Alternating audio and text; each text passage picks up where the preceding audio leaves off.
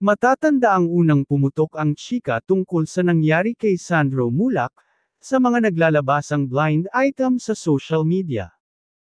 Matapos ng ilang araw ay naglabas na ng cryptic post si Sandro sa kanyang Instagram stories, kasunod ng babala ng kanyang ama at ang official statement ng GMA Network tungkol sa kumakalat na balita.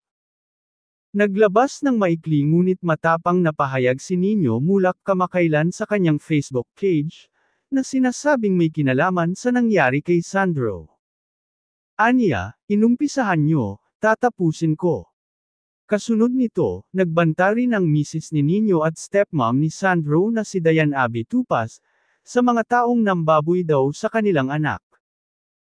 Pinalaki at iningatan naming mabuti ang aming mga anak, na puno ng pagmamahal at pag-aaruga, tapos wawalang hiyain lang ng mga kung sinong tao, na nilamon ng kademonyohan sa katawan, para magawa yung ganong klaseng kababuyan.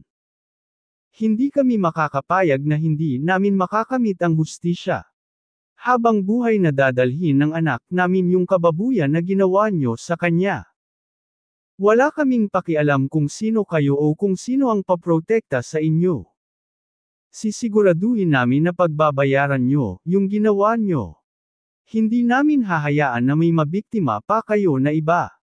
Itutuloy namin ang laban. Managot ang dapat managot. Nakakanginig kayo ng laman. Habang patuloy na pinagpipiestahan ang iskandalong ito, balitang matinding trauma ang nararanasan ngayon ng baguhang aktor, dahil sa nangyari sa kanya. Samantala, may isa pang taong lumabas, na isa ring biktima.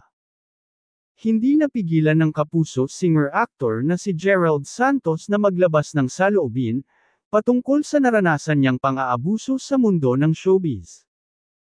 Ito ay kasunod ng paglabas ng balitang nakaranas ng pambababoy ang baguhang aktor na si Sandro Mulak, mula sa dalawang independent contractors ng GMA Network na sina Jojo Nones at Richard Cruz.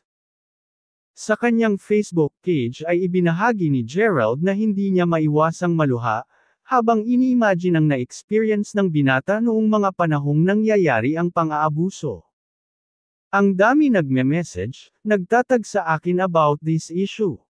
Nagbalik ang sakit sa akin at hindi ko maiwasan maluha, te-imagine ang sinapit niya, pagbabahagi ni singer-actor. Nais namang ipaalam ni Gerald kay Sandro na nakikisimpatya siya sa sinapit ng binata, pati na rin sa pamilya nito dahil minsan rin siyang napunta sa ganoong sitwasyon. Hangad naman ni Gerald na sana ay makuha ni Sandro, ang hustisya na ipinagkait sa kanya noong ipinaglalaban niya na magkaroon ng katarungan ang pang-aabusong natamo.